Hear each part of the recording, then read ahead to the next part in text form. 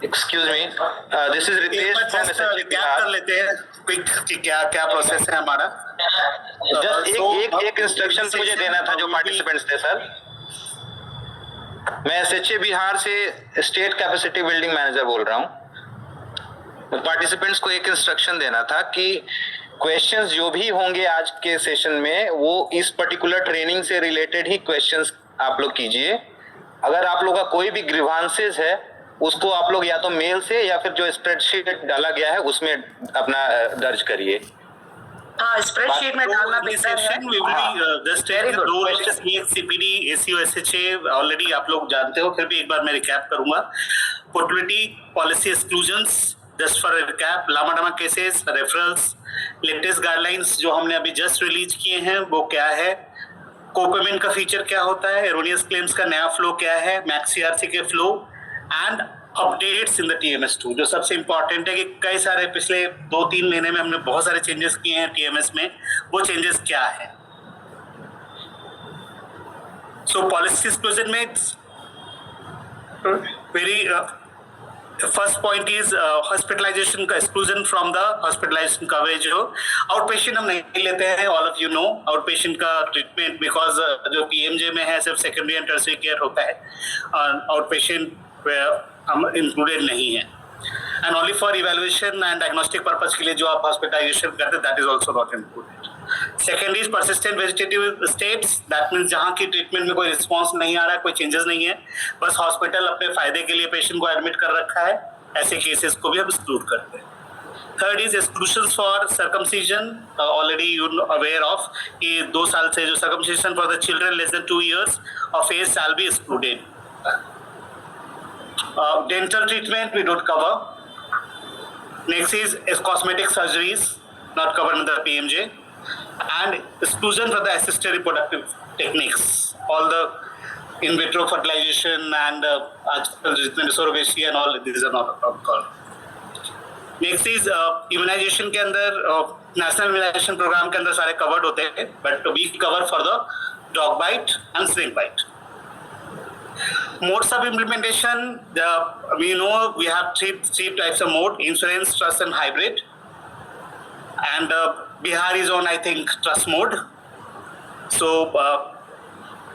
coming to this modes of claim processing, in-house होते हैं doctor, and sometimes we hire TP also. So ISA है बिहार में, I know that.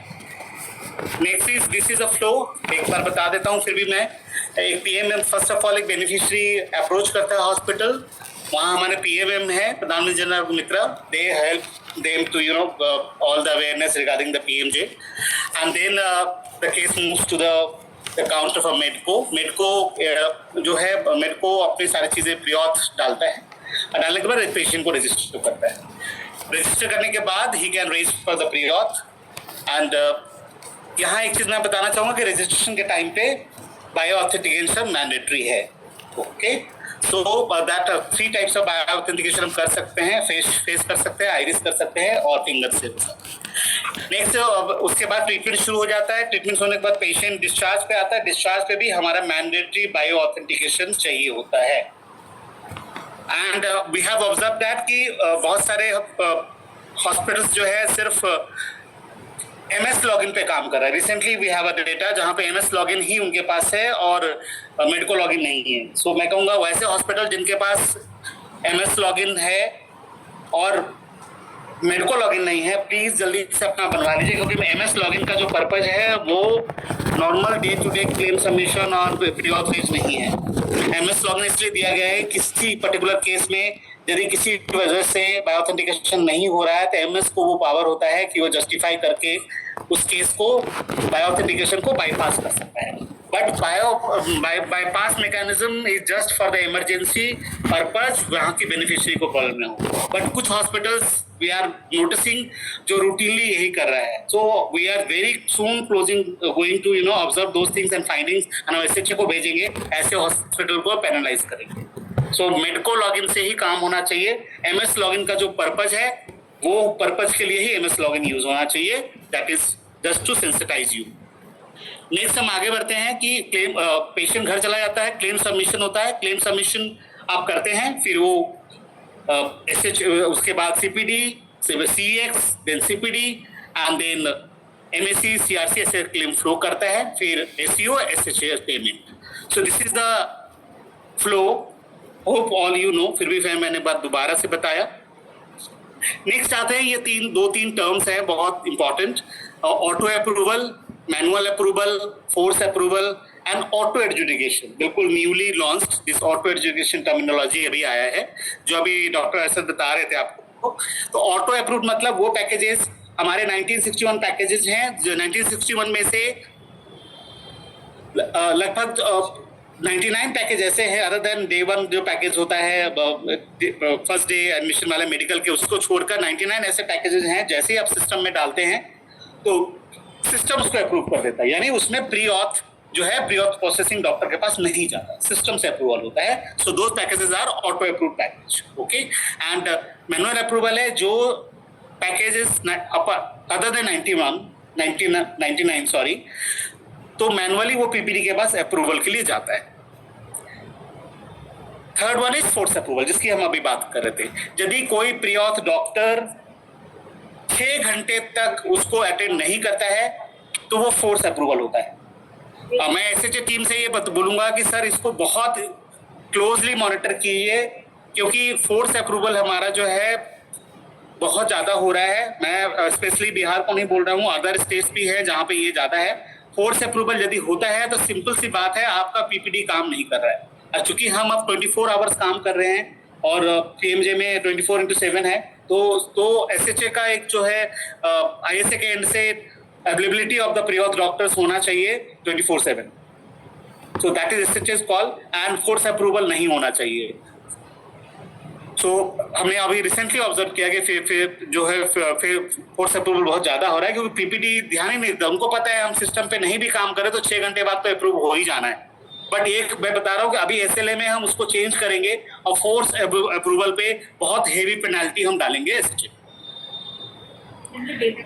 Next is auto adjudication. Auto adjudication completely एक new terminology है. हम पीएमजे में AI use करना हमने शुरू किया है, and in that case CX and PPD pre auth level पे कोई भी ऑटो एडजुडिकेशन नहीं होता है. For your information, only it is at CX and CPD level. And जो ये है, ये अभी तक सारे पैकेजेस पे नहीं है. मैं पैकेजेस यहाँ मैंने लिस्ट किया है: कैटरेक्ट, हेमोडायलिसिस, पीटीसीए, सीएवीजी, माइग्रेन इन्फेक्शन. ये जो पैकेजेस हैं सिर्फ इन पे ऑटो एडजुडिकेशन चल रहा है, that too at the CX and CPD level.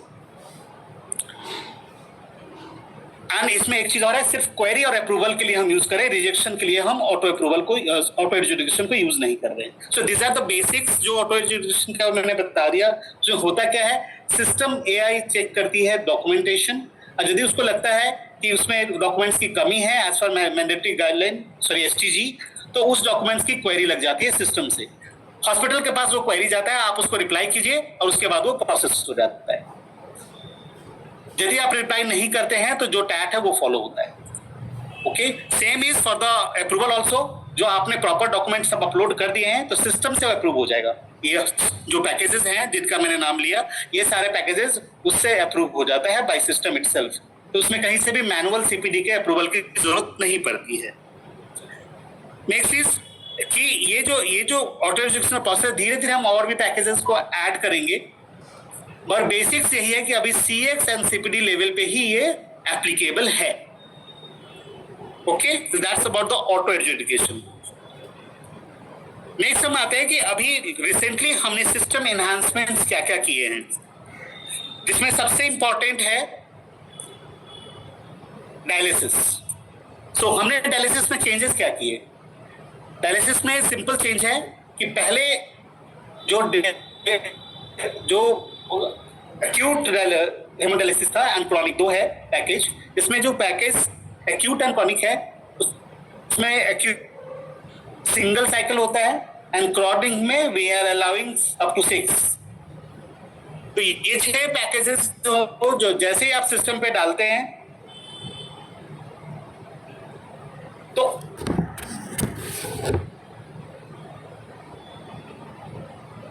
Auto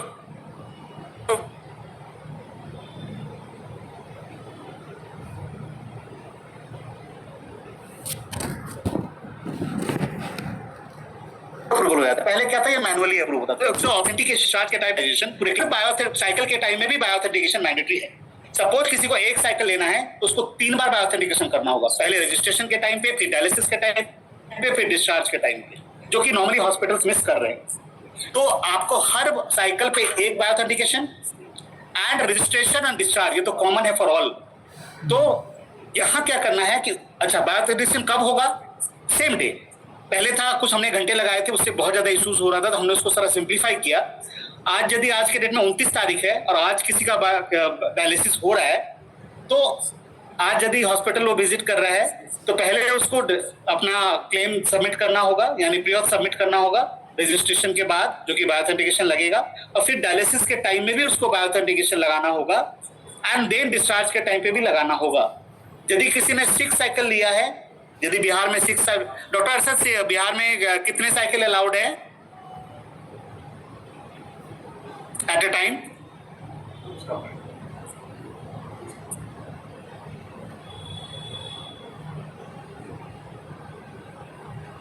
Dr. Arsad is just now for the one of the another meeting. I Hello? think 10 cycles allowed है, because हम लोग जब claim adjudicate करते हैं तो 10 cycles के भी cases आते हैं.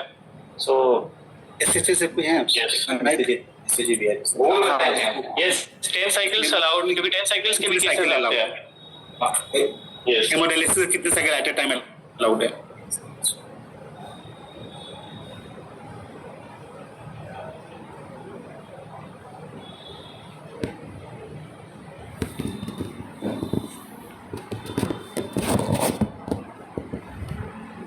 बोल doctor Arshad,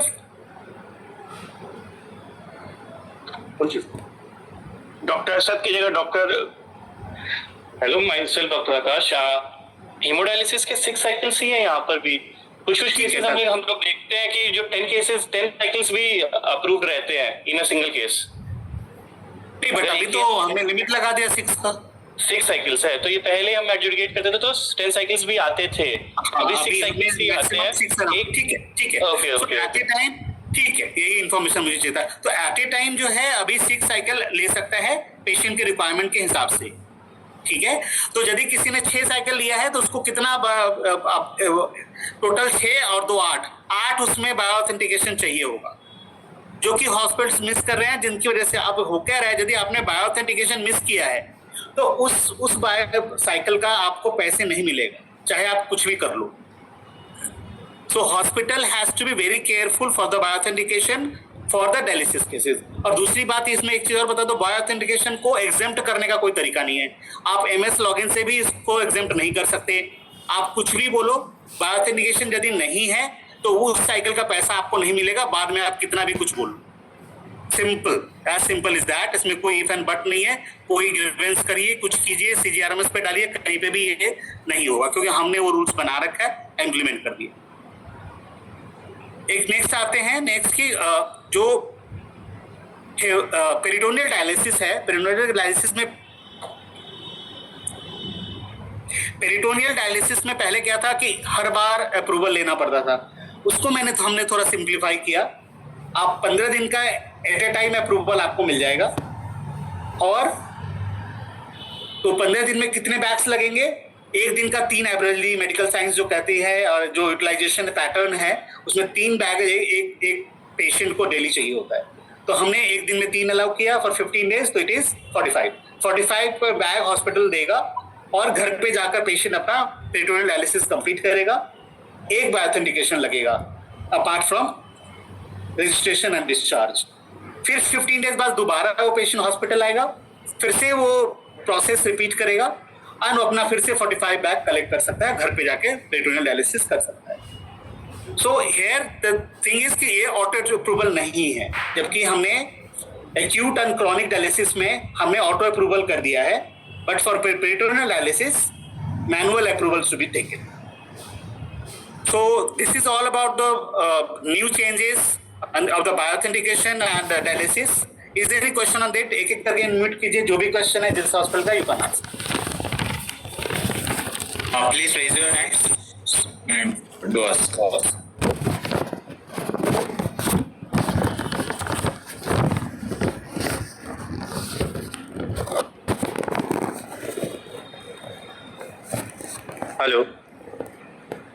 Yes, please.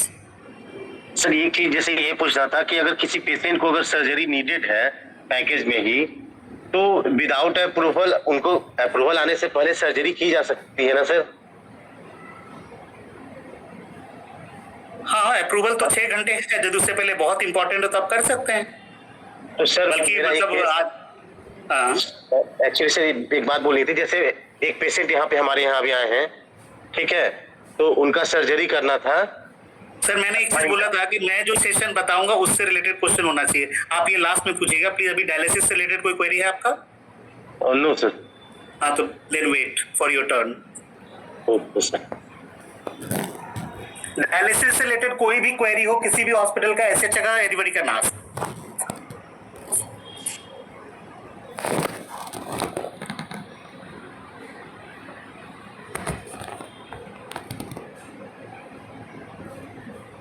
Anything related to dialysis?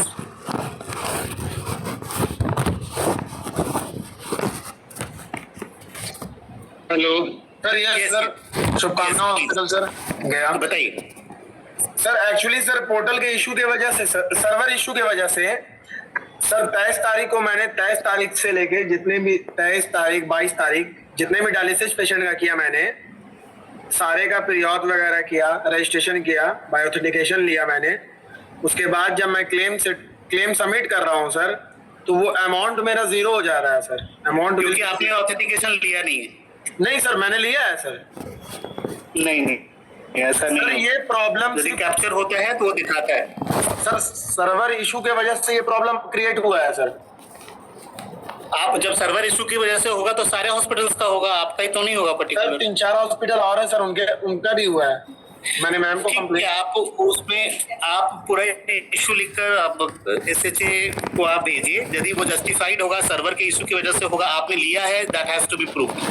यदि आपने लिया कैप्चर नहीं हुआ तो भी वो मगर जहां तक हमने अभी जो इम्प्लीमेंट किया है जिसमें कैप्चर होने के बाद ही अमाउंट आता है, जैसे मैंने बताया। यदि वो कैप्चर नहीं हुआ है और अमाउंट नहीं आ रहा है, इसका मतलब कैप्चर ही नहीं हुआ। सर कैप्चर भी हुआ है, अमाउंट भी शो कर रहा है, क्लेम सबमिट में आपका अमाउंट शो कर रहा है। जब उसको क्लेम सबमिट फाइनल कर रहा हूं मैं, तो उसमें अमाउंट विल भी 0 शो कर रहा है। नॉर्मली ऐसा नहीं होता है, बट एनीवेज आप कह रहे हैं तो आई कंसीडर, और आप पूरा इशू लिखकर और ऑल प्रूफ्स आपको देना होगा। एंड देन एसएचए इकट्ठा हमारे पास उसको लेकर अप्रोच करेगी, देन आईटी को हम रेफर कर देंगे। एसएचए भी याद है, आप कुछ बोलना है एसएचए को?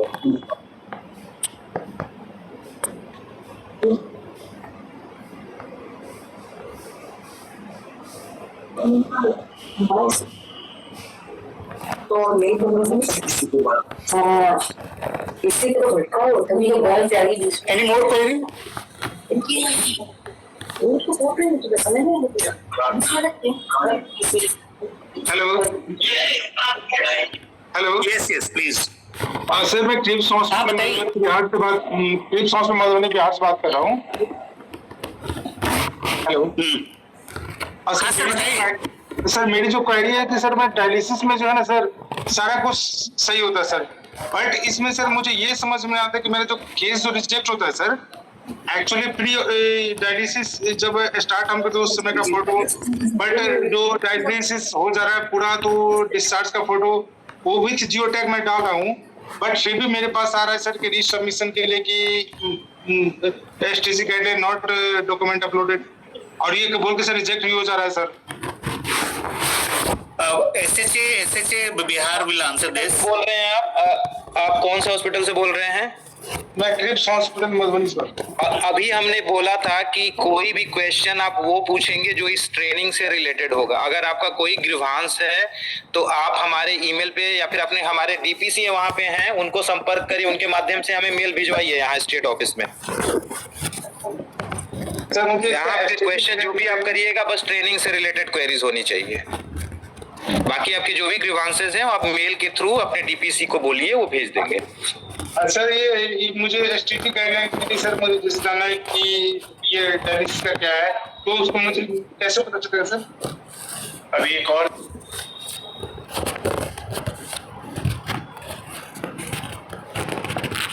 ठीक है, डायलिसिस से रिलेटेड और कोई क्वेरी है? आगे बढ़े। हेलो। हाँ जी सर, सुशीला हॉस्पिटल भागलपुर से बोल रहे हैं सर। हाँ बताइए। हेलो सर, बोल रहे हैं ये 3 6 साइकिल और 10 साइकिल्स का क्या मतलब है सर डायलिसिस में? सर डायलिसिस हम में रजिस्ट्रेशन करके एक मिनट हम जो समझ रहे हैं, एक बार रजिस्ट्रेशन करके हम बार बार उसका डायलिसिस कर सकते हैं बिना डिस्चार्ज किए? मैं आपको बताता हूँ। देखिए जब आप एक्यूट डायलिसिस सेलेक्ट करते हैं तो एक ही साइकिल होता है उसके अंदर, ठीक है। और जब क्रॉनिक डायलिसिस का पैकेज सेलेक्ट करते हैं तो उसमें 6 साइकिल होगा, 6 अलाउड होता है या 10 अलाउड, जो भी एसएचए का जो भी बिहार से अप्रूवल होगा। अब क्या करेंगे आप, एक सिंगल अप्रूवल जैसे आप ले लेंगे तो आप 6 साइकिल कर सकते हैं बिना से दूसरे अप्रूवल की जरूरत नहीं है। 6 साइकिल कंप्लीट करने के बाद पेशेंट को डिस्चार्ज करेंगे। तो यानी कि हर दिन जो वो आएगा, मतलब जो भी 2-3 दिन के बाद उसका डायलिसिस का डेट होगा, तो वो हम सिर्फ वो बायोवॉक्स जो होता है वो करना सर उसमें मैंने जैसे बताया कि रजिस्ट्रेशन के टाइम में एक बार बायोप्स करेंगे और जिस दिन वो डायलिसिस लेने के लिए आएगा तो हॉस्पिटल ना, तो उसको फिर से बायोप्स करना है। फिर से बायोप्स वो ऑप्शन खुलेगा दूसरे दिन वो फिर? हाँ जी बायोप्स का ऑप्शन है। और फिर जब तीसरा साइकिल लेंगे तो उस दिन भी बायोप्स करना है, चौथा लेंगे उस दिन भी साइकिल, मतलब हर साइकिल के दिन सेम डे लेना पड़ेगा आपको बायोप्स। और फिर जब डिस्चार्ज करना होगा तो फिर से बायोप्स लेना होगा, तब वो क्लेम पूरा कंप्लीट होगा और फिर आप सबमिट कर सकते हैं। तो वो मेरा हर दिन का वो 6 का 1500 रुपए के हिसाब से वो 6 कैलकुलेट हो जाएगा। एग्जैक्टली तो एक क्लेम हुआ।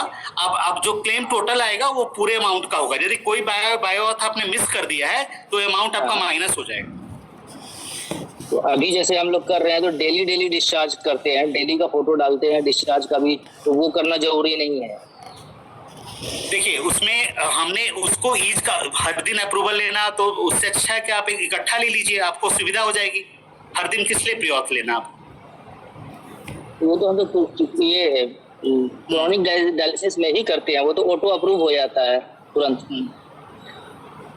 तो उसमें वैसा हम कर सकते हैं, कोई दिक्कत नहीं है ना सर? वो नहीं कोई नहीं, बस बायोथेंटिकेशन आप जरूर लेना। बायोथेंटिकेशन यदि कैप्चर नहीं हुआ है तो वो पैसे आपको नहीं मिलेंगे। मैं पहले से बार-बार लास्ट दिन जब डिस्चार्ज हम करेंगे तो वो सारे दिन का फोटो का फोटो और वो सारा डायलिसिस चार्ट और सर डिस्चार्ज पेपर तो एक ही बनेगा सर?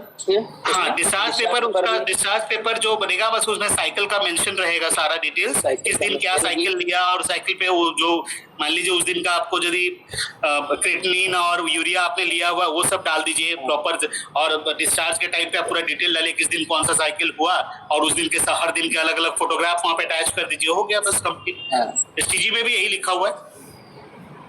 तो ये तो थोड़ा सा काम हल्का हो जाएगा और सर डिस्चार्ज के लिए पेशेंट को अपना हल्के के लिए तो हम लोग ये इम्प्रूवमेंट कर रहे हैं ना टीएमएस में। ठीक है सर। और कोई क्वेरी है किसी का डायलिसिस से रिलेटेड? और सर हाँ, डायलिसिस का एक हमारा प्रॉब्लम था सर, ये जब 1 अप्रैल से स्टार्ट हुआ है जब ये साइक्लिक बायोऑथ वाला, हेलो, तो वो सर शुरू में तो ट्रेनिंग दिया नहीं गया था। उस शुरू का 15-19 केस हमारा जो है वो पेंडिंग है, वो 0 में ही दिखा रहा है क्योंकि साइक्लिक बायोऑथ हुआ नहीं था डिस्चार्ज, उसको सबको कर दिए थे। उसके बाद से जब मिला तो उसके बाद से तो सब सही है। वो 19 केस का पेंडिंग मेरा क्लेम टू बी सबमिटेड में है, उसका कैसे क्या होगा? उस पे कंजाइंटली बहुत सारे स्टेट्स से हमारे पास ये आया क्योंकि वो जब से शुरू हुआ अचानक से शुरू हुआ और पता नहीं था हॉस्पिटल्स को, तो उस पीरियड के जो भी क्लेम है जिसमें बायोथेंटिकेशन एक भी है तो वो हम कंसीडर कर रहे हैं। जिसमें दोनों नहीं हुआ है इन एंड आउट, तो उसमें हम ये कह रहे हैं पेशेंट को अब कि भाई दोबारा लाके उसको बायोथेंटिकेशन कंप्लीट करा के क्लेम सबमिशन हम अलाउ कर देंगे। तो उस पे एक पूरा मैंने टुगेदर हर स्टेट के लिए एक डिसीजन चल रहा है। जैसे वो डिसीजन होगा हम एसएचए को बता देंगे कि उन केसेस मिस्ड केसेस को हम कैसे हैंडल करेंगे। उस पे हमारा एक बना है पूरा, उस पे डिसीजन भी चल रहा है, डिस्कशन भी हुआ है। तो आपको कम्युनिकेशन मिल जाएगा एसएचए से कि उस पीरियड के केसेस को हम किस तरह से रिजॉल्व कर रहे हैं आपके लिए। तो अभी हमारा जो है ना क्लेम टू बी सबमिटेड में ही वो है, अभी उसको सबमिट किए नहीं है, वो 0 आ रहा है इसलिए सबमिट नहीं किया उसको, तो वैसे ही अभी रहने देना है ना सर उसको? ठीक है सर, ओके। नेक्स्ट कोई good evening sir. Good evening sir, Abhay institute medical private limited गैस से बोल रहा हूँ। तो सर हमारे यहाँ एक पेशेंट एडमिट थे जिनका एज 60 इयर्स प्लस हो गया था, सीकेडी के पेशेंट थे। उनका कोई भी फिंगरप्रिंट, आइरिस और रेटिना कोई भी वेरीफाई नहीं हो पा रहा था। तो मेडिकल सुपरिटेंडेंट के आईडी से हम लोगों ने ऑथराइजेशन लिया और वो डायलिसिस भी हो रहा था उनका, लेकिन डायलिसिस में अब में है कि इन और आउट करना होता है और उनका आइरिस या कोई भी वेरिफिकेशन करना अनिवार्य होता है और वो हो नहीं पा रहा है। ये बहुत रेयर है कि तीनों काम नहीं करे। अभी तक सिस्टम में ऐसा कुछ नहीं है। यदि वो आपने कैप्चर नहीं किया तो वो जो प्रोसेस सिंप्लीफाई हमने किया है हॉस्पिटल्स का, ये था कि बहुत ज्यादा लेंदी प्रोसेस है प्री ऑथराइजेशन का, तो हमने थोड़ा शॉर्टन किया है। ये जो पैरामीटर्स पहले मैंडेटरी था उसको हमने नॉन मैंडेटरी कर दिया है। Temperature, pulse, height, weight, BMI, cyanosis, pallor, ये चूंकि ऑलरेडी इनिशियल असेसमेंट में और हमारे केस शीट में रहता है तो उसको हमारे प्लेटफॉर्म पे एज सच बहुत ज्यादा इंपॉर्टेंस कुछ लगा नहीं, क्योंकि गवर्नमेंट हॉस्पिटल्स में बहुत ज्यादा भीड़ होती है, उनके पास उतना टाइम होता नहीं है। हमने इसको थोड़ा सिंप्लीफाई करने के लिए इन चीजों को नॉन मैंडेटरी कर दिया है। बट फिर भी मैं कहूँगा हॉस्पिटल्स का आप कैप्चर कर रहे हो तो अच्छी बात है।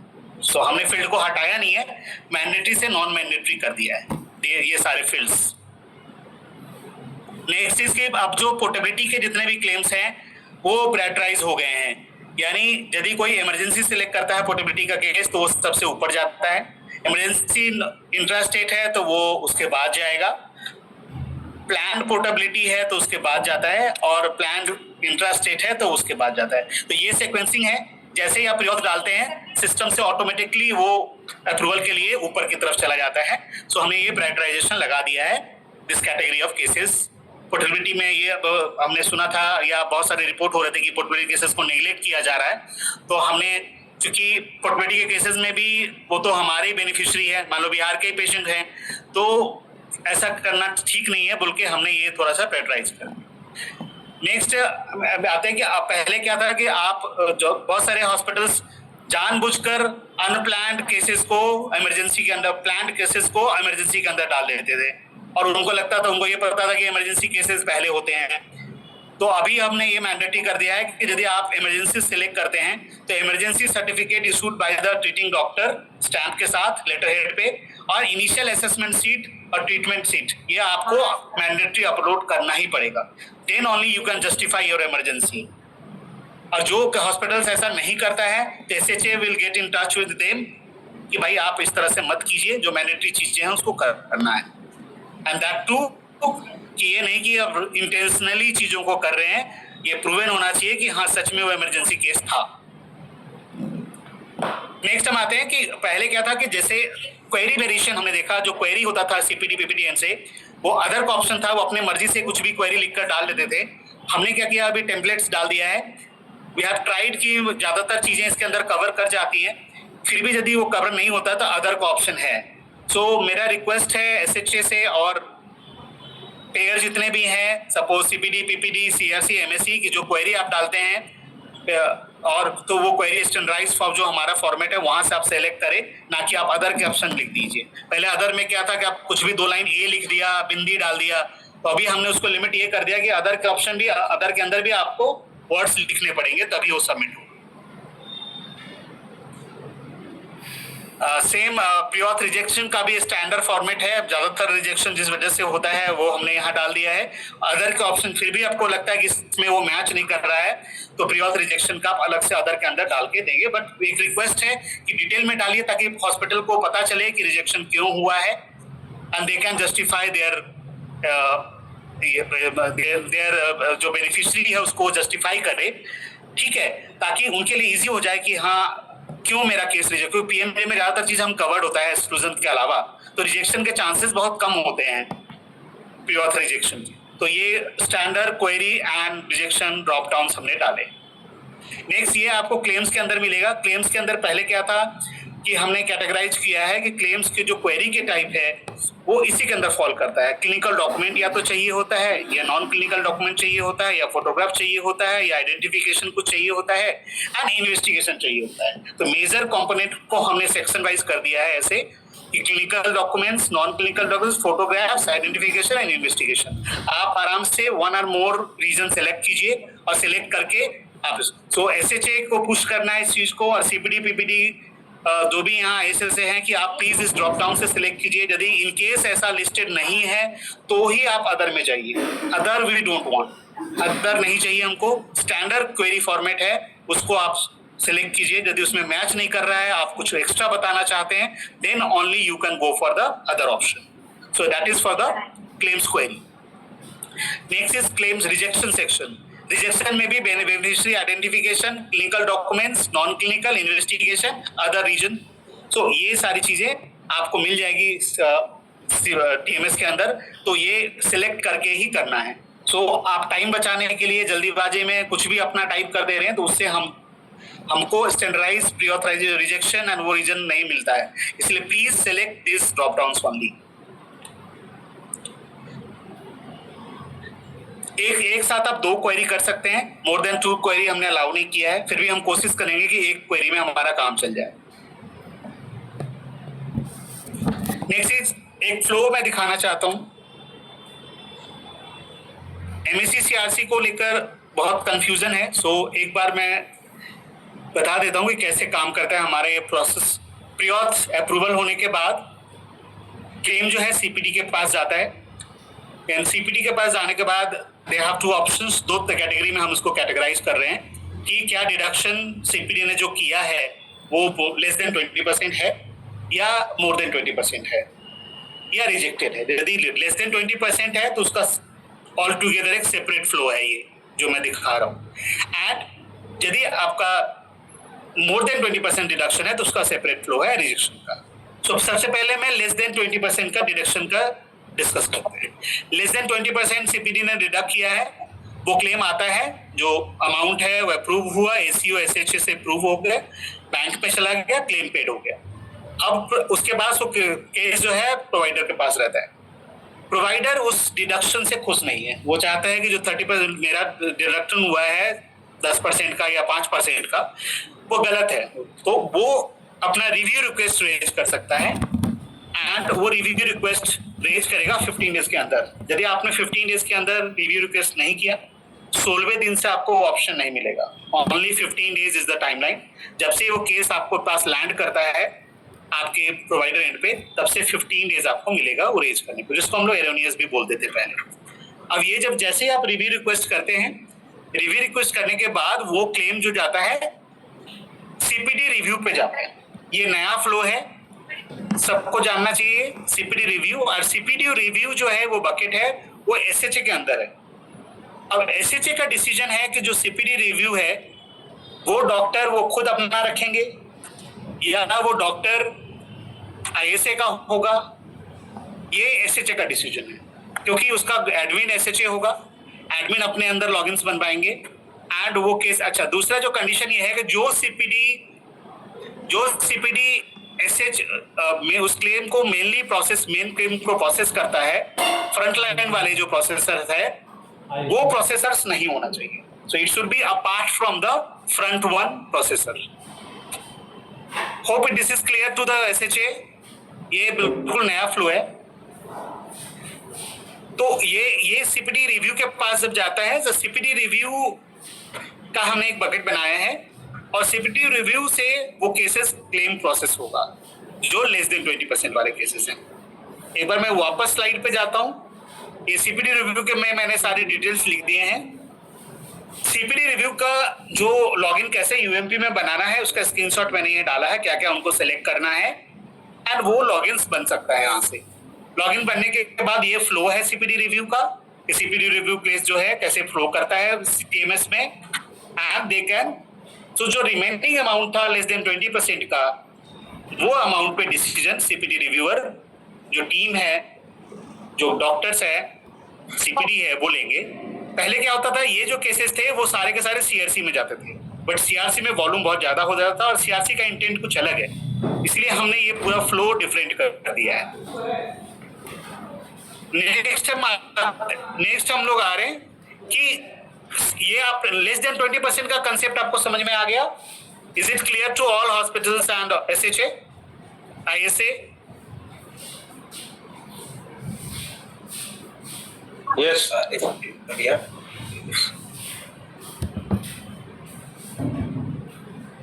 One by one unmute and you can ask.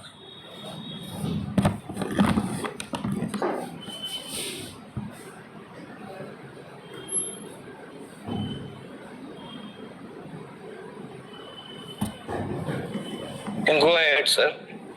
Okay, so now we are coming to CPD जो है, CPD में जो डिडक्शन मोर देन 20% है और रिजेक्शन है, वो सारे केसेस मैक में जाते हैं। मैक के अंदर केसेस प्रोसेस होता है, उसके बाद ACO, SHA and claim paid.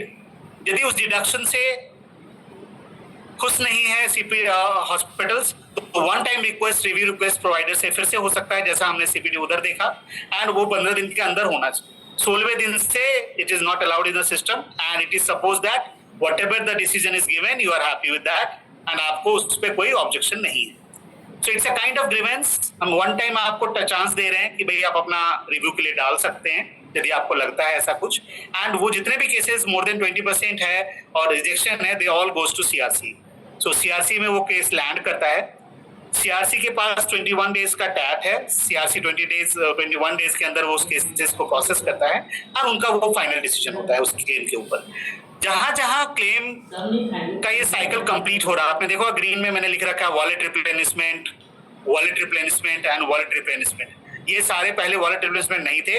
अब जैसे ये साइकिल कंप्लीट हुआ क्लेम का, जो बाकी हुआ बचा है अमाउंट, वो ऑटोमेटिकली वॉलेट में वो रिप्लेनिश हो जाता है ताकि बेनिफिशियरी का कोई नुकसान ना हो। जो डिडक्शन हुआ प्रीऑथ के टाइम पे जो हमने बुकिंग किया था और उसमें से पैसे कट गए, तो बाकी का पैसा बेनिफिशियरी को मिलना चाहिए। तो वॉलेट रिप्लेनिशमेंट भी हमने एक्टिव कर दिया है सिस्टम में। चलो, so this is all about in nutshell the flow of the claims. इसमें किसी को कोई क्वेरी है तो you can ask me.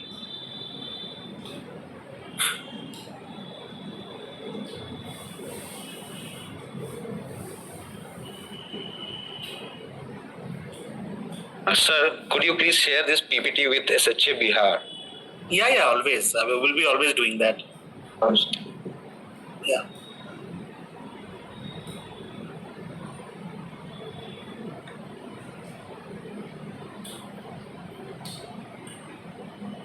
Is there any further query or should I move forward?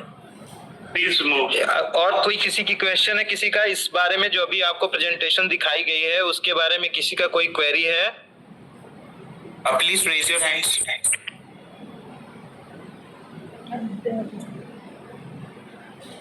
मुझे लगता है हम लोग आगे बढ़ सकते हैं अब। Sure.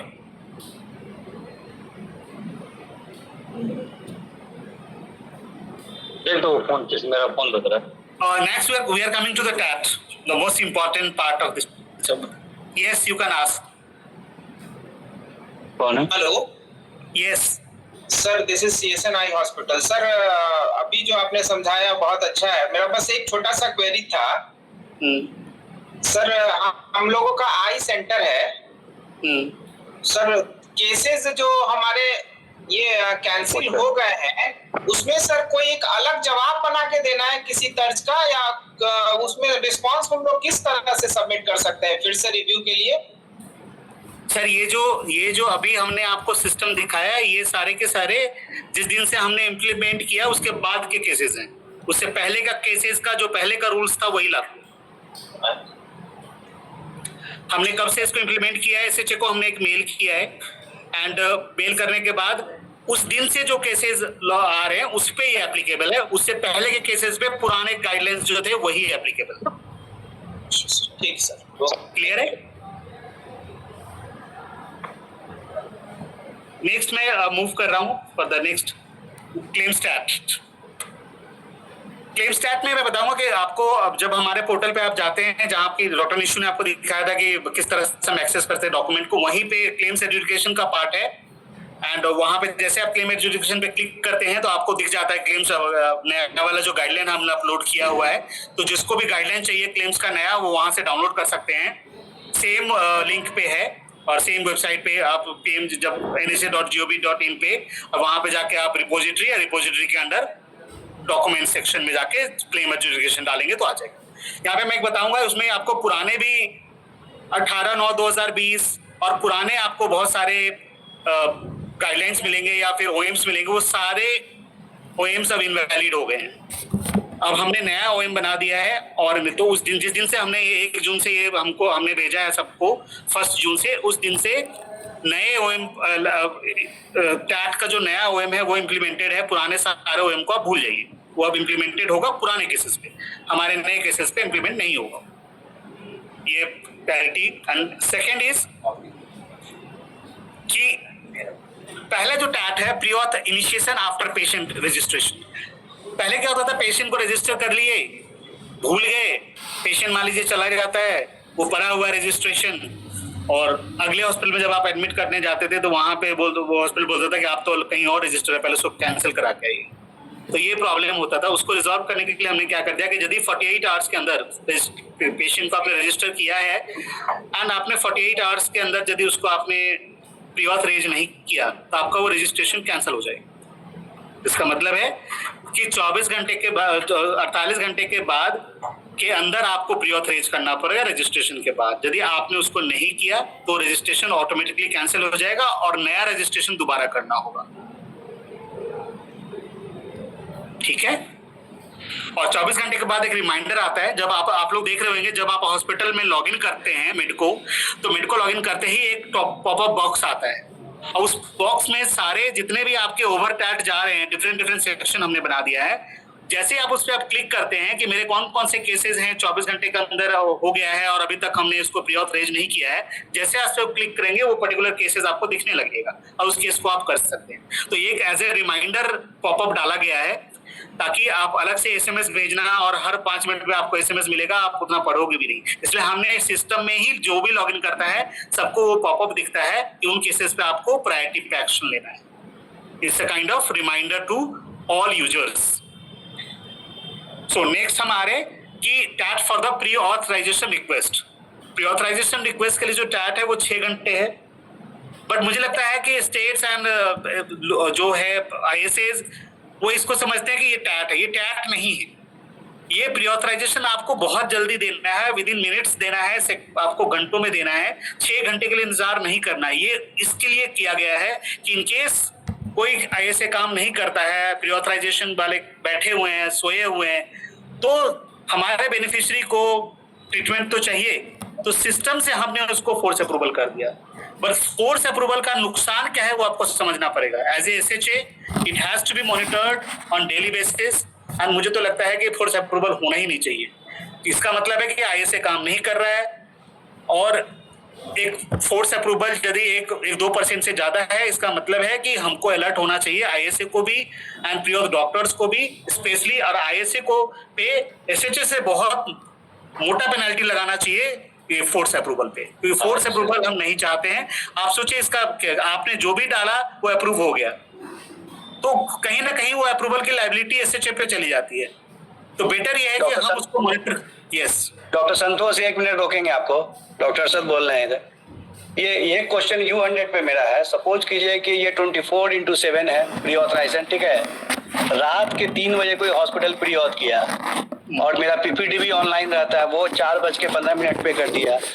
10 o'clock में क्या हो रहा है, मेडिकल कमेटी से वो ऑटो एस्केलेट होकर चला जा रहा है सीओ एसएचए के लॉगिन पे। तो इसमें लिख रहा है no action taken by the medical committee. CO तो अप्रूव करेंगे नहीं, तो ये एक इशू है। तो इसके लिए तो कुछ सोचना होगा ना। अनस्पेसिफाइड का आपने गाइडलाइन बनाया है, 1 मिनट, आपने गाइडलाइन बनाया है, this is exclusive for the plan surgery, this is not for the emergency. तो इससे क्या हो रहा है, इशू आ रहा है ना। सीओ भी बिजी रहते हैं, 10 तरह का शेड्यूल है, वो 48 आवर टैग है और मेडिकल कमेटी का 6 आवर है। तो ये आपको हम लोग एक लेटर भेज रहे हैं, इसमें थोड़ा आप लोगों को देखना होगा। डॉक्टर अरशद, यहाँ पे मैंने आपको बताया कि 6 आवर्स है प्री ऑथ के लिए, 6 आवर्स है पीपीटी के लिए, मेडिकल कमेटी के लिए 12 घंटे डाला है from the time of the pre auth. मान लिया हॉस्पिटल किया, मान लिया कि सपोज कीजिए शाम के 6 बजे, तो पीपीटी के लिए कितना टाइम है, 6 आवर, 6 घंटे। तो रात उस के 6 घंटे के बाद उस 6 घंटे के बाद 12 घंटा, 6 घंटा के बाद 12 घंटा। हाँ नहीं वो कभी 6 घंटे ही में हो जा रहा है। रात के 4 बजे हम कुछ केस शेयर कर देंगे आपको। ऐसा देखिए, एज पर गाइडलाइन जो इम्प्लीमेंट किया गया है वो उस 6 घंटे के बाद 12। यदि कहीं पे आपको लगता है डेविएशन है तो प्लीज, क्योंकि हमने अभी नया इम्प्लीमेंट किया है, हो सकता है कि कुछ आपको यदि ऐसा कुछ ऑब्जर्व होता है आप हमें बताइए। अलग से 12 घंटा हमने दिया है एंड सीओ सर को हमने ये देखते हुए बहुत बिजी रहते हैं, हमने उनको 30 घंटा दिया है, 30 घंटा। और उसको भी रिजॉल्व करने के लिए डॉक्टर अरशद एक चीज और नया ला रहे हैं जो अभी चल रहा है उस पर डिस्कशन, कि सीओ सर को हम मोबाइल पे उसका अप्रूवल दे रहे हैं। आयुष्मान ऐप के थ्रू से, ताकि वो मान लो नहीं भी है सिस्टम में और कहीं बाहर है तो वो अप्रूवल देखकर एक समरी वहां पे हम दे देंगे मेडिकल कमिटी वाला, और उसको देखकर वो बात करके अपनी टीम से उसके अप्रूवल दे सकते हैं on mobile itself. So that we are doing, क्योंकि ये हमारे दिमाग में है कि बिजी रहते हैं और मतलब उनको टाइम नहीं मिलता है, तो इसीलिए हमने घंटे भी बढ़ा दिए हैं और हमने उसमें उनको एक और सुविधा के लिए उनके मोबाइल ऐप पे भी we are trying to give. ठीक है, आपको एक अब शेयर करेंगे स्क्रीनशॉट। तो कभी क्या हो रहा है कि 4 बजे सुबह में हुआ अप्रूवल, और मॉर्निंग में जब 9 बजे लॉगिन किया गया 9:30 में, तो मेडिकल कमिटी से एस्केलेट करके COSHA के लॉगिन पे चला गया है। इसको हम लोग देखते हैं, उसको साथ देखिएगा, नया है आपका सिस्टम तो। लेकिन एक चीज, ये प्लान सर्जरी के लिए है, इसका टैट पहले बहुत अच्छा था कि ठीक है 3 दिन 4 दिन में स्मूथली हो रहा है। होता था पहले, क्या हमने ये ऑब्जर्व किया कि ये पड़ा रहता था, महीनों पड़ा है, अप्रूवल नहीं आ रहा है। बात सही है, हाँ। ठीक है, तो अब इसका सोल्यूशन क्या है? तो हमने अब बोला भाई कम से कम SHO को रिस्पॉन्सिबिलिटी तो दिया जाए कि भाई 48 आवर्स के अंदर इसको आप कीजिए, नहीं तो हम रिजेक्ट करेंगे दोबारा। कम से कम उसको सेकंड ऑप्शन तो मिल रहा है रेज करने का। अच्छा, रिजेक्ट के बाद तो क्या हो रहा है, हॉस्पिटल दोबारा प्री ऑथ अपना करेगा, है ना, फिर प्रोसेस में आएगा उसका। हाँ, दोबारा। चलिए, ओके प्रोसीड कीजिए आप। Thank you. ठीक। अच्छा, दूसरे कि इसमें एक हम लोग लेसे ये भी कर रहे हैं कि जो नाइट सबमिशंस है ना, वो हम इमरजेंसी के लिए लिमिट करेंगे। ऑलरेडी मैं प्रपोज कर चुका हूँ। नाइट सबमिशन जो है, ये देखा जा रहा है हॉस्पिटल शांत बैठा है पूरे दिन और रात को 10 बजे वो प्री ऑथ सबमिट करना शुरू कर रहा है, जो कि नहीं होता है। पूरे दिन आप कहाँ थे? हमको पता है कि भाई PPT इतना भी अवेलेबल होगा तो less number of PPT available होगा रात को। तो हमने वो इसलिए खोला कि भाई किसी का ट्रीटमेंट ना रुके, इसलिए हमने 24 किया, बट उसका जो अलग तरीके से यूटिलाइज कर रहे हैं ESCPs। तो हम अब क्या कर रहे हैं कि सिर्फ इमरजेंसी केसेस का सबमिशन अलाउ करेंगे रात को 8 बजे के बाद। Next आ रहा है for the pre authorisation query response. So query response के केसेस में टैट बहुत कम कर दिया हमने। रीजन बीइंग कि हमारे पेशेंट वहाँ वेट कर रहा है और हम धीरे धीरे करके, हमारा 7 साल हो गया हमारे ABPMJ को, तो अब हम थोड़ा सा कोशिश करें कि हम जितना, क्योंकि आपने देखा होगा प्राइवेट में 30 मिनट में और 15 मिनट में अप्रूवल मिलता है और वो क्वेरी मैनेजमेंट उनका बहुत अच्छा है, बट हम इस चीज में लैक करते हैं। तो हम कोशिश करें कि हम अपने आप को अपग्रेड करें, एंड प्री ऑथ में स्पेशली हम चाह रहे हैं कि भाई लोग जो है एक्टिव हो, एंड 2 घंटे के अंदर हमने पूरा टाइप बनाया हुआ है कि 2 घंटे क्वेरी के बाद 2 घंटे के अंदर रिस्पॉन्स करना पड़ेगा, एंड उसको उस सारे को जो है आपको उसका रिमाइंडर भी मिलेगा कि कौन से केसेस क्रॉस हो रहा है टाइमिंग। तो यहाँ पे हमको ये देखना है कि थोड़ा सा प्री ऑथ को लेके हम और ज्यादा एक्टिव हो जाएंगे एंड टाइम से हम डिसीजंस लेंगे, and at the same time यदि वो टाइम वो क्रॉस होता है तो वो जहाँ पे नेक्स्ट लेवल पे वो चला जाता है और वहां से वो मैनेज होता है। क्वेरी भी हमने लिमिट कर दिया है, सिर्फ 2 क्वेरी आप कर सकते हैं, 2 क्वेरी से ज्यादा कोई नहीं कर सकता है। यदि किसी का अब हम कोशिश तो ये रहती है कि 1 क्वेरी हो, बट फिर भी हमने ये सोच के कि चलो सब्सिक्वेंट क्वेरी ना हो, इसलिए 2 क्वेरी अलाउ किया। Next is response for the PPT query, once again is 2 hours, 2 घंटे का ही हमने टाइट रखा है, एंड 2 घंटे में आपको रिस्पॉन्स करना पड़ेगा। इसमें रात को थोड़ी प्रॉब्लम हो रही है हॉस्पिटल्स को, but they need to understand कि आप यदि प्री ऑथ पे आप काम कर रहे हो और तो आपको अपने सिस्टम में बंदे एक्टिव रखना पड़ेगा और काम करना पड़ेगा। क्लेम सबमिशन को हमने थोड़ा रिलैक्स किया है कि कई बार डॉक्यूमेंट नहीं आया है वो सब, तो इसलिए हमने क्लेम सबमिशन को 15 दिन कर दिया है। 15 दिन के अंदर अपना आप सबमिट कीजिए, बट रिमाइंडेड कि 15 दिन के अंदर करना है। हमने इसको बढ़ाया है, इसलिए पहले 7 दिन में भी 90% हमारा सबमिशन आता था हर स्टेट से, बट हमने रिलैक्स थोड़ा सा इसलिए किया है, कई बार डॉक्यूमेंटेशन डिले हो जाता है, कई हॉस्पिटल्स स्पेशली गवर्नमेंट हॉस्पिटल्स उनको डॉक्यूमेंट भी तैयार करने में टाइम लगता था, जो भी है। तो अब क्या है कि 15 दिन तक आप आराम से कीजिए। 15 से 30 दिन के अंदर आपसे जस्टिफिकेशन पूछा जाएगा कि भाई आपने क्यों डिले किया है और आपकी ये मतलब रिक्वायरमेंट थी या जानबूझ के अब हर बार ये ट्रेंड भी एनालिसिस होगा ऐसे ट्रेंड पे कि हाँ हर बार तो ये 30वें दिन ही सबमिट करता है। तो that should not be the trend, genuine reason होना चाहिए। हॉस्पिटल के लेटर हेड पे लिखकर और उसका जेन्युइन रीजन आपको अपलोड करना होगा, मैंडेटरी होगा। जैसे ही आप 15 दिन के बाद सबमिट करेंगे एंड वो जस्टिफिकेशन जाएगा, सबमिट होगा, उसके बाद ही सबमिशन अलाउ होगा। 30 डेज से एक बार कंप्लीट कर लूं इसको, उसके बाद मैं बियॉन्ड 30 डेज जो है से 45 दिन तक सबमिट जब आप करते हैं तो आपका जो क्लेम सबमिशन है वो अलाउ करेंगे, बट उसमें फिर से वन जस्टिफिकेशन होगा। बट आपका ये जो क्लेम होगा वो नाफू फ्लो में जाएगा, साफू फ्लो में जाएगा, और उस पे जो भी है एक बार फ्रॉड ट्रिगर लग के और वो रिचेक होगा कि क्या ये सब कुछ ठीक है या इतना टाइम हॉस्पिटल ने जो लगाया है वो बिकॉज ऑफ सम रीजन। तो ये टैट हमने क्लेम सबमिशन के लिए इम्प्लीमेंट किया है। अब बियॉन्ड 45 डेज किसी भी सिनेरियो में, किसी भी केस में एकदम से अलाउड नहीं होगा, वो लॉस है हॉस्पिटल्स का। सो इसीलिए you have to be very alert. यदि आपका कोई टेक्निकल इशू है, कुछ है, तो आप शुरू से ही अलर्ट रहिए। एंड मैक्सिमम आपको 45 डेज ही दिया जाएगा, 46 डे के ऑनवर्ड्स कुछ भी कंसीडर नहीं। अब बताइए सर, एक क्वेरी है। गुड इवनिंग सर, मैं आदित्य बोल रहा हूँ समर्पण हॉस्पिटल से। सर, एक क्वेरी है जो आपने बोला कि क्वेरी का रिप्लाई का टाइम 2 आवर रहेगा। कौन से क्वेरी का सर? प्री ऑथराइज, सिर्फ प्री ऑथराइज। अच्छा, प्री ऑथराइज का 2 घंटा है बस, बाकी क्लेम तो 15 दिन है। सर, ऐसा कभी कभी होता है सर कि रात में क्वेरी मतलब जाते समय हम लोगों ने प्री ऑथ अपलोड किया 8 बजे रात में, और उसके बाद हम लोग घर चले आए, तो और सुबह जाके हम लोग देखते हैं तो उस परिस्थिति में क्या होगा पड़ेगा हर समय? तो सर सिंपल सी बात है, तो क्या 1 घंटे 24 घंटे काम करना पीएमजे में? सर आपको अरेंजमेंट करना होगा, मेडिको को, एक मेडिको रात को एक्टिव रहेगा मिनिमम।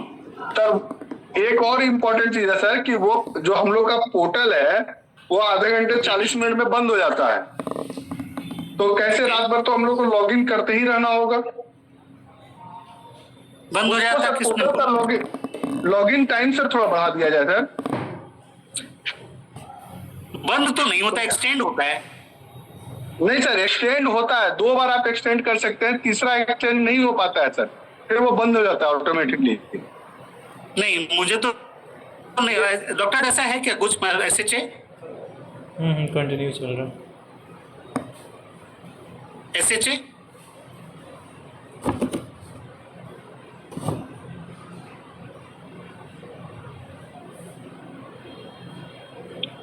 तो इसको सर थोड़ा सा एक बार अगर उसमें लॉगिन अलाउड रहे कि नहीं, 4 घंटे 5 घंटे आप लॉगिन रह सकते हैं, सिस्टम कोई देख सकते हैं।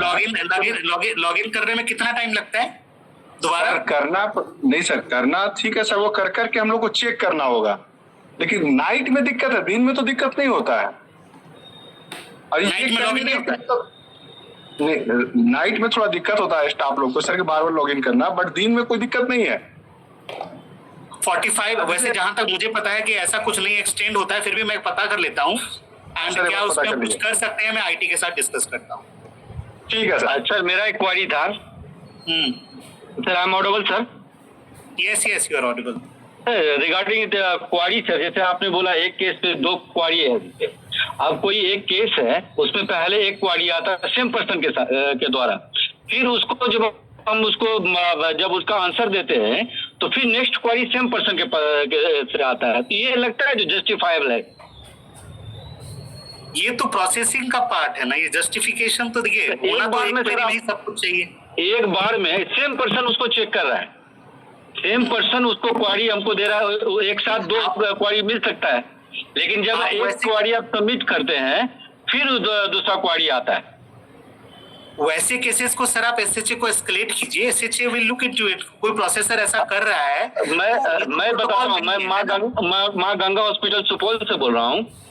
मेरा एक अस्थमा का केस है जिसमें ये लिख के भेजा जाता है जो आपने डिस्चार्ज स्लिप पे डेट ऑफ डिस्चार्ज नहीं डाला है कि नहीं, तो उनको हम जवाब देते हैं जो हमने सबमिट किया वो पेपर दोबारा आपको भेज रहे हैं, इस पे डेट ऑफ डिस्चार्ज डाला गया हुआ है, ठीक है। उसको वो एक्सेप्ट करते कि नहीं करते वो हमें पता नहीं चलता। 2 दिन के बाद फिर ये आता है जो आपका ये मतलब जो डायग्नोसिस है वहां तक आप कैसे पहुंचे, तो ये क्वेरी एक साथ भी रिव्यू हो सकता था। नहीं तो वही तो मैंने बोला कि इसीलिए तो मैक्सिमम 2 क्वेरी को जो हमने लिमिट किया, इसका रीजन ही यही है। तो SHA से मेरा ये ISA से आप ऐसे केसेस को इकट्ठा करके SHA को भेज दीजिए। SHA देखेंगे कौन सा ISA है या कौन सा TP है या कौन सा डॉक्टर है जो इस तरह से कर रहा है, दे विल टेक एक्शन, है ना। अच्छा, एक ये है, दूसरा ये है जैसे हमारा 60-70 केस रिजेक्ट हो गया है, हमने सबको रिव्यू के लिए रिक्वेस्ट डाला है, उसका जो रिस्पॉन्स है मिनिमम सर कितने दिन में आ जाएगा? जैसे कुछ तो उसका टाइम पीरियड होना चाहिए। 21 डेज का है, बट कई बार क्या होता है कि हमारा थोड़ा बैकलॉग चल रहा है CRC में, थे, क्योंकि पहले सारे केसेस सीआरसी में आते थे, तो मे बी कि सीआरसी के अंदर यदि उनका बैकलॉग है तो थोड़ा टाइम और लेंगे वो। ठीक। और दूसरी बात है कि बहुत सारा केस रिजेक्ट ये हो रहा है जिसमें जो आईसीएमआर का जो गाइडलाइन है वो फॉलो नहीं हो रहा है। हमने फिर आईसीएमआर का गाइडलाइन का कॉपी लगा के उनको भेजा है। अब वो जैसे ट्रीटमेंट पे भी बोलते हैं, मैं बोल रहा हूँ माँ गंगा हॉस्पिटल से बोल रहा हूँ, मेरा एक हार्ट फेलियर का केस इसलिए रिजेक्ट हो गया कि डॉक्टर साहब का कहना ये है। आप माँ गंगा हॉस्पिटल से जो बोल रहे हैं, आपको जो भी इस ट्रेनिंग से रिलेटेड क्वेरी है वो यहाँ पूछिए। बाकी आपका जो भी केस रिजेक्ट हुआ है या जिस भी केस में इशू है वो आप मेल करिए डीपीसी के माध्यम से, नहीं तो हमारा ईमेल सीपीडी जो अवेलेबल डॉक्यूमेंट है उस पर डिसीजन ले लेगा। सो 15 डेज के अंदर आपने क्वेरी नहीं किया तो आपका आगे जब आप लॉगिन करेंगे अपने मेडिको लॉगिन में आपको केस मिलेगा ही नहीं। So it is system based. Within 15 days you have to query, else your case will move to the CPD for the decision on the available document. Only 2 queries are, 2 query आपको करने का मौका है। CPD के पास 2 ही query वो कर सकता है। ठीक है। नेक्स्ट हम लोग आ रहे हैं कि TAT for the one time review. जैसा मैंने पहले ही बता दिया था कि कोई भी रिव्यू है उसका 15 दिन का टैट है। जो भी डालना चाहता है हॉस्पिटल आप 15 दिन के अंदर डालिए। 16वें दिन से आपके सिस्टम अलाउ नहीं करेगा डालने के लिए। एंड फिर उसको ग्रीवेंस, ये एक ग्रीवेंस ही मैकेनिज्म है जहाँ पे हम डिडक्शन एंड रिजेक्शन वाले को रिव्यू के लिए आपको एक चांस दे रहे हैं। That is within 15 days.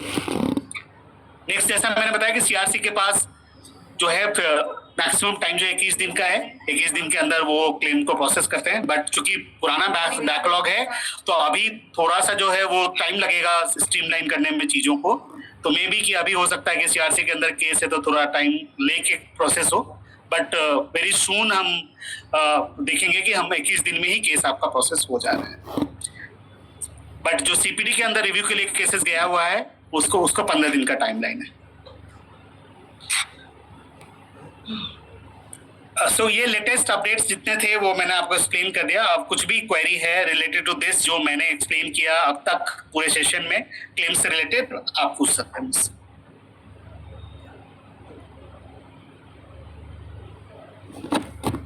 SHA here, it is requested to share your email ID so that the hospitals can write any queries to related to claims. So meanwhile, spreadsheet has also been shared in the chat box. So कोई भी queries होगा तो उसमें भी आप SHA can directly उनको reply कर सकते हैं उसी से।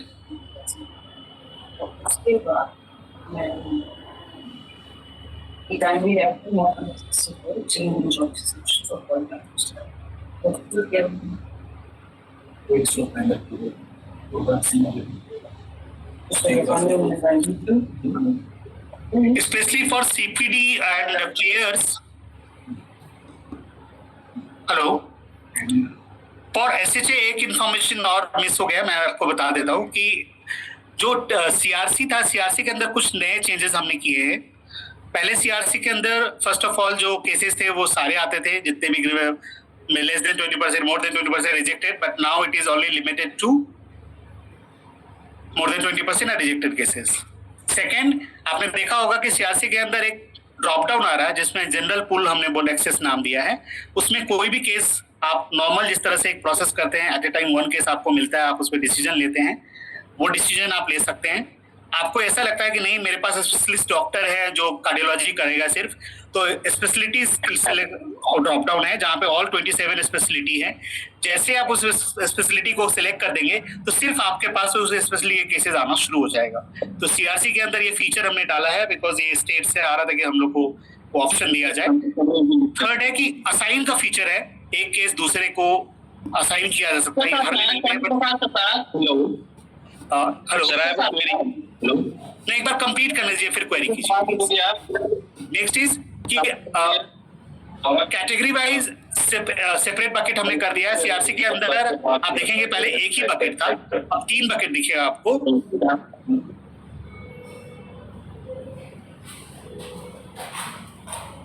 इधर से बंद है सर। क्लासिफाई कर सकते हैं कि ये केसेस किस कैटेगरी के हैं। And fourth is the public and private bifurcation can be done. यदि को उसमें कोई मेंबर है जिनको SHA बोलता है कि भाई आप खाली पब्लिक का कर लीजिए, दूसरे मेंबर को बोलते हैं आप सिर्फ प्राइवेट का कीजिए, तो वो भी वहां पे किया जा सकता है। So this bifurcations are available at CRC। ठीक है, आप कीजिए, क्या क्वेरी था आपका? सर क्वेरी ये है कि lot of cases are being rejected without any query being raised, सीधे रिजेक्शन हो रहा है, डायरेक्ट रिजेक्शन आ रहा है। अराउंड 10 केसेस ऐसे हैं हमारे। मैं सीतामढ़ी से बोल रहा हूँ, दास यूरोलॉजी हॉस्पिटल से।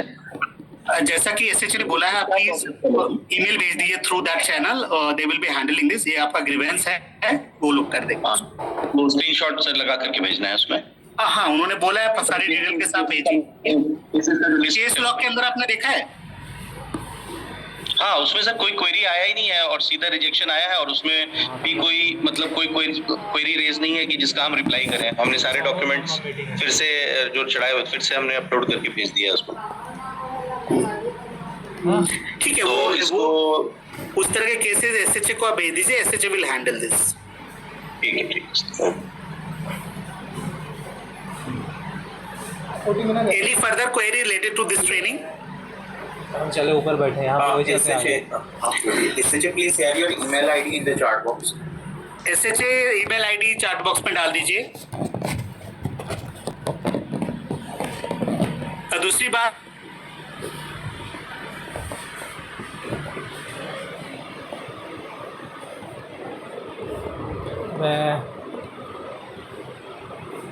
Mantu, PPD's MSc CRC member and SHA member can attend this. हम लोग नॉमिनेशन आपसे मंगाएंगे, 4-5 लोगों को हम अलाउ करेंगे एक स्टेट से। तो ये जल्दी होने वाला है, अगस्त के फर्स्ट वीक सेकंड वीक में। तो वहाँ पे और भी डिटेल में हम ट्रेनिंग हेलो, यस सर आवाज आ रही है सर? हाँ आ रही है।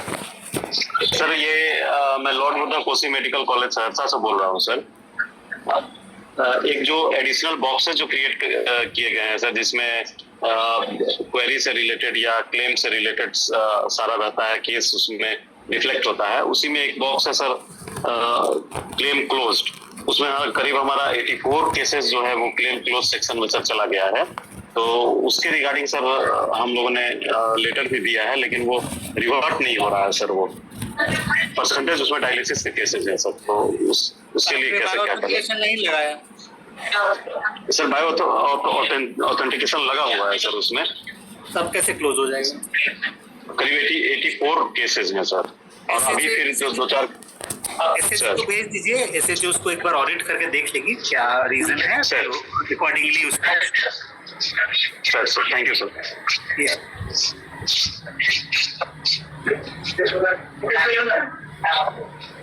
You can see the SHA email ID has been shared in the chat box. So all the hospitals are requested to mail to the concerned email ID which has been shared in the chat box. देख सकते हैं abnhpm@yahoo.com. So please do email on that. So all the queries please do mail to the respective email IDs and to the DPCs. So this is from our side. So thank you everyone for joining. Thank you Vinita and thank you Dr. Sankar ji, Dr. Nisal ji, and specifically thanks to the state SHA Bihar. So all the reserves might reserve. Thank you. So thank you so much for joining. Thank you.